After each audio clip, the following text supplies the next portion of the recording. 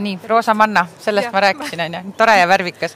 Enne kui me sinna e-poe maailma sisse hüppame, siis võib-olla sa räägid ka natuke, et kes on Eve, kes on Glance ja Glamour ja millega te üldse tegelete? Jah, meie ettevõte on nüüd sel aastal saab juba 20 aastaseks ja me tegime siis ettevõtte tüdrukutele. Ja mõte oligi, et omal ajal siis 20 aastat tagasi tuli minna siis ettevõtte asutamise ettevõttest. Läksid oma ettevõtte nimi näpus, et palun registreerige ja siis kõik mingid nime komisjoni tuled viled ja ma ütlesin, et tehke mulle üks tüdrukute firma, et ma tahaksin tegeleda ehetega, kelladega, võib-olla kotid, kõik naiseliku poolega, ja nii sai loodud siis Glance and Glamour. Ja see teekond on olnud üliäge, aga väga-väga kiire, ma ei tea, kuhu see 20 aastat läinud, kuidas on kadunud. Aga aegade alguses me oleme tegelikult teiega koos olnud. Oligi, esimene firma oli Hansarama oli see toode lihtsalt. Hansarama oli just, jah.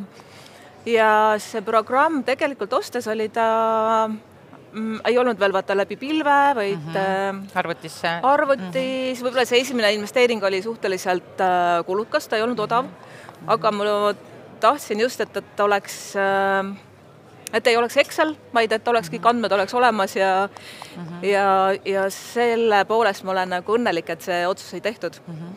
Aga jah, see on see elu, mida me igapäevaselt elame, et tüdrukud kampas koos ja teemegi, et oleks hästi äge ja mis põhiline, et oleks hästi efektiivne.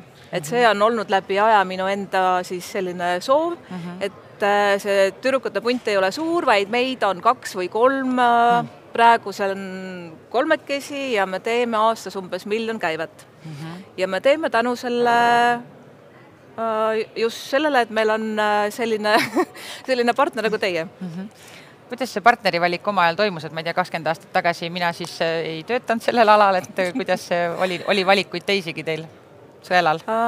Tegelikult ega väga ei olnud, aga tol ajal siis minu elukaaslane, temal oli mööbli tootmisettevõte ja siis ta tegi selle otsuse ja seal vist oli võimalus nagu erinevaid firmasid nagu lisada ja siis alustasime koos, aga pärast läksime laiali ja siis ma investeerisin ise, et see otsus tegelikult tuli läbi elukaaslane, aga ma nägin väga palju vaeva. Ma arvan, et ma lugesin üks 3-4 nädalavahetust, oligi laupäev, pühapäev, võtsin selle Excelendi juhendi ette ja hakkasin lugema, et kuidas luua neid tootekaarte ja kuidas hinnavalemeid ja... No nii tubli, seda on mul hea meel kuulda, et inimesed õpivad ka, jaa, väga tore. Aga 20 aastat päris pikk aeg, et millal selle e-poega algus tegite või hakkas siis kohe e-poendus pihta? Jah, ma olin liiga vara, et eks see tuleb kuidagi perekonnast, isa oli mu leiutaja, et oli vaja, et meil ei olnud ühtegi nagu edasimüüjat, tänaseks on 100 poodi üle Baltikumi, aga tookord ei olnud ühtegi, nii et ma pidin alustama kusagilt, ehk siis ma arvasin, et kõige targem oleks alustada siis e-poest. Aga tookord aastal 2005 ma olin lihtsalt liiga vara, et e-pood sai kõik tehtud, arendaja oli sama, kes tegi Olümpia-hotellile siis selle broneerimise süsteemi, meil oli sama arendaja. Eesti kroonis ma maksin äkki 100 000, mis oli investeering, aga see ei läinud mitte kunagi tööle. Miks? Sellepärast, et turg ei olnud valmis. Meil olid seal giftid, kellad, Kessi kellad, ma olin Baltikumi esindaja. USA-st oli Dan Klein ja Jennifer Lopez kellad, kõik meil oli, ostsin fotostuudio, me tegime ise need pildid, tüdrukud laadisid üles sinna e-poodi, kõik oli super, hüpper, aga ostjad ei olnud. Ostjatele meeldis poes käia füüsiliselt katsuda siis asju kogu aeg. Me olime liiga vara, et siis tookord ei olnud veel tekkinud sellist usaldust ega ka nagu aru saama, et mis asi see e-pood on ja kas ma julgen osta ja kuidas nad... Kui turvaline see on, kuidas see kaup minuni jõuab ja nii edasi ilmselt. Aga see muutus ilmselt millalgi, sest et täna on ju lugu teine. Täna on lugu teine, et umbes 5 aastat hiljem, et siis me tegime uuesti. Ja siis me võtsime Tartu arendajad, tegid siis WooCommerce'i peale, et nii et sellega me oleme siis nüüd 15 aastat olnud, jah, sama. Nii et WooCommerce on hea, siis 15 aastat sama platvormi peal peaks siis päris hea olema. olete rahul? Ma olen aeg-ajalt mõelnud, et võiks olla natuke moodsam, kaasaegsam, võib-olla see Shopify, võib-olla Priit teab, aga et võib-olla need videosid võiks olla rohkem ja natukene selline, see WooCommerce tegelikult ei ole e-poeks ju mõeldud, eks ju, et me kasutame seda ühte osa sealt. Okei. Ja kui te sellega siis alustasite ja see lendama läks nüüd aastal 2010 või midagi sellist, siis millised võib-olla sellised suurimad väljakutsed olid, et nagu sa ütlesid, siis 2005 oli liiga vara, 10 alustasite uuesti, aga ilmselt see kohe nagu päris nii ludinal ka ei läinud või mis? Ja see nii ludinal ei läinud, et aga juba esimesed ostud toimisid ja selles mõttes me olime juba ka tegelikult poodidesse oma kaubaga sisse saanud ja inimestel tekkis usaldus. Meil oli tehtebrändid, mis on tänasenigi sellised kuulsad nagu Dissento Milano, et see on nagu Nike Eestis, et selle poolest oli meil e-poes juba lihtne müüa. Aga me siis punt blonde, me olime hädas sellega, et see laopool ja ühendust ei olnud nagu selle WooCommerce'iga. E-poe ja raamatupidamise süsteemi vahel ei olnud sellist ühendust nagu praegu. Nii et kui tellimus tuli, siis me hakkasime rapsima mööda ladu, et kus leida see õige suurus ja õige sõrmus ja et selle poolest me kulutasime väga palju aega, energiat ja tööjõudu. Ja, käsitööd oli ilmselt palju, et pidite andmeid käsitööd, nagu sisestama. Eks muidugi ka transpordi poolest, et need tänapäeva need pluginad on nii, et ennemanasti me sisestasime inimeste nimed ja telefonid ja kirjutasime valesti ja et selle poolest, et see, mis Priit on teinud, suurepärane, et me hoiame nii palju just seda vigade arvelt kokku. Aga võib-olla sa kirjeldad ka lühidalt, et hulgimüügi ettevõttena, kuidas teie tööprotsessid välja näevad, eriti just võib-olla müügi- ja laohalduse poolelt? See müük ja ladu võib-olla ei ole meie jaoks kõige paremad tegelikult, aga me kasutame natukene tagurpidi, mitte nii nagu esimene kõneleja, vaid me kasutame seda müügihalduse osa ja enamus ettevõtteid ehte businessis on niimoodi, et me anname kauba realisatsiooni. Nii et kõik poed, mis te näete Goldtime'is ja kaubamajas, et need on tegelikult meie kaubad, mida me siis anname realisatsiooni ja pärast, kui kaubad on müüdud, siis kliendid esitavad meile siis müügiaruande, mille peale me siis teeme arve. Et me tegelikult teeme võib-olla mitte kõige õigemini, aga niimoodi vanast ajast oleme teinud ja tookord, kui me tegelikult Hansaga alustasime, et siis ei olnud sellist võimalust ega sellist müügiprotsessi nagu realisatsioon eriti ei kasutatud. Aga sa ennem ütlesid ka, et alguses puudus liidestus nagu e-poega, et millal see tuli, et see vist 2010 siis ei tulnud veel?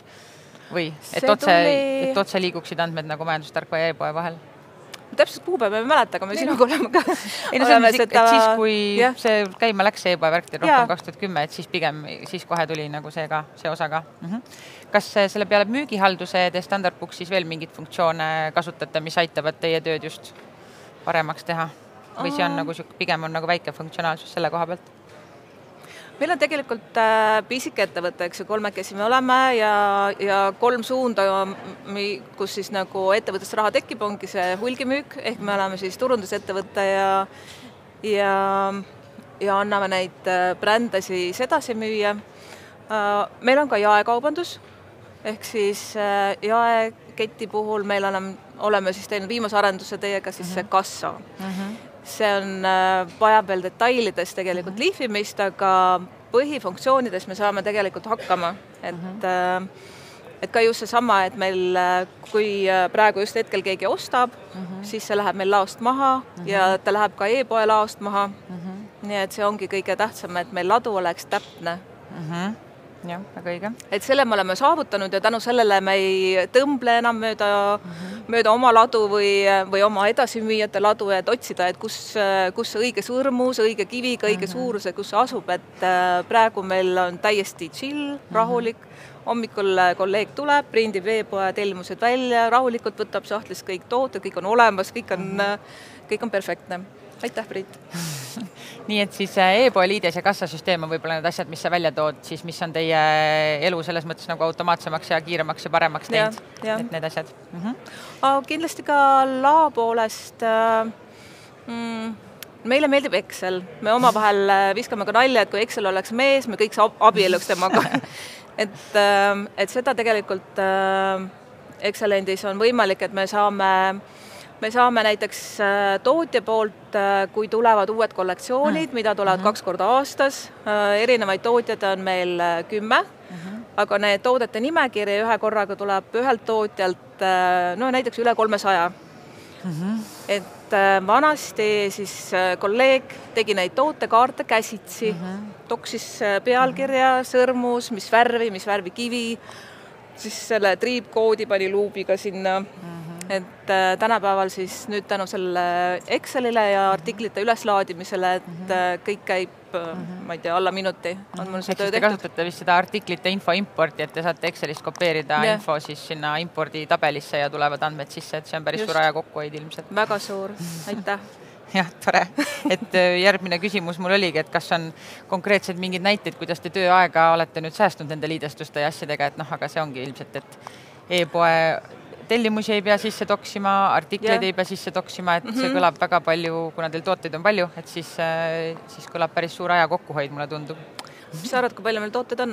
Ma ei tea, ma arvan, et ma ei tea, 1000. Meil on neid artikleid, originaalartikleid on 27 000.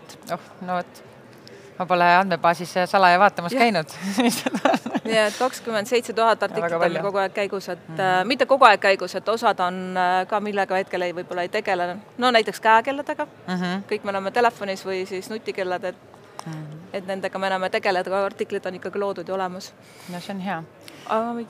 Ja, enne vanasti ka arvete tegu terve nädal läks siis müügiaruannetes kolleegil mul siis arvete tegu, et käsitsi seal toksis neid. Nüüd tänapäeval kõik mu edasimüüjad esitavad Exceliga ja see on ka mingi sekundite teema, et aruandest mul tekib arve. Mõtlengi, et see e-poe liides on ju ka kahesuunaline, et üks on see, et tellimused tulevad sisse, hea lihtne, aga teisest küljest ka siis laoseisud ju süngivad sinna e-poodi tagasi. Et kas see on kuidagi mõjutanud ka e-poe, ma ei tea, komplekteerimise kiirust, kliendikogemust, et kuidagi kodulehel on see info kogu aeg õige, et ei teki mingid valesid koguseid sinna e-poodi siis nii-öelda. Kindlasti, jah. See on väga-väga suur võit, et ma lihtsalt hirmuga mäletan seda aega, kui me jooksime mööda oma ladu, otsisime, et nagu peaks olema toode, et inimene selle ära ostnud, aga me ei leia seda kusagilt, et see on nagu tõesti suurepärane plugin. Aitäh! Nii tore. Võib-olla on sul mõni selline peamine soovitus või õppetund, mida oma teekonnast jagada, et 20 aastat on väga pikk aeg, kust sa kõik tulnud oled, kuhu sa täna jõudnud oled, et tänu millele täna oled sa siin, mis see sinu õppetund on? Ikkagi see, et olla innovaatiline, et olla kogu aeg nagu ajaga kaasas ja kuigi tundub, et meil on tingeli-tangeli ja kogu aeg klaas on ees, on ju. Mis on ka väga vajalik. Aga tegelikult teha nagu pisikese pundiga sellist käivet, minu meelest on nagu kihvt, et tegelikult mulle meeldib see, et see on omajagu väljakutse, ta on võib-olla ebamugav, just see, et sa pead nagu ennast arendama ja õppima ja pressima nii kaua, kui sa saad selle tulemusega. Selle tulemuse, mis viib nagu efektiivsuseni. Efektiivsus, jah. Jah, see on see eesmärk kindlasti. Mida sa võib-olla ütleksid teistele ettevõtjatele, kes veel siis kõhklevad selle e-poe ja majandustarkvara liidestamise osas, ma ei tea, peavad liiga kalliks, kardavad, et ma ei tea, ei oska, liiga keeruline, kuidas töötajatele sisse seda sööta? Kui nüüd siis meie partnerid jällegi kiita, siis ülilihtne tegelikult. Tore. Ma olen ka turundust õppinud, nii et mega lihtne tegelikult, et võib-olla tasuks proovida